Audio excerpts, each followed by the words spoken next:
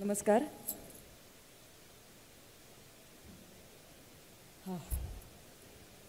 माननीय मुख्यमंत्री साहेब, उपमुख्यमंत्री साहेब, रंगमंचावरचे सगळे मान्यवर, आशिषजी शेलार, माझे सगळे सिनियर्स, माझे लाडके प्रेक्षक, अनेक ज्यांनी मला संधी दिली ते लेखक, दिग्दर्शक, सहकलाकार इकडे उपस्थित असणार आहेत.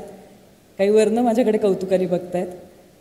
मला केवळ कृतज्ञता एवढाच शब्द आत्ता सुचतोय, ज्याचा उल्लेख झाला चकवा या चित्रपटाचा, की शासनाने कायमच माझं खूप मनापासून कौतुक केलेलं आहे आणि पदार्पणासाठी चकवा या चित्रपटासाठी मला पुरस्कार मिळाला आणि आज विशेष योगदान पुरस्कार मिळतोय. त्याचा मला खरंच मनापासून आनंद होतोय, कृतज्ञ वाटतंय. आणि मला कल्पना आहे की हा पुरस्कार म्हणजे मराठी पद्धतीने असं सांगणं आहे की आत्तापर्यंत बरी वागली आहेस, आता ह्याच्यापुढे आणखीन अपेक्षा आहेत. तर या ज्या तुमच्या माझ्याकडनं अपेक्षा आहेत त्या पूर्ण करण्याचा मी मनापासून प्रयत्न करीन. पुन्हा एकदा मनापासून आभार. माझी इतक्या मोठ्या पुरस्कारासाठी निवड केली त्याबद्दल.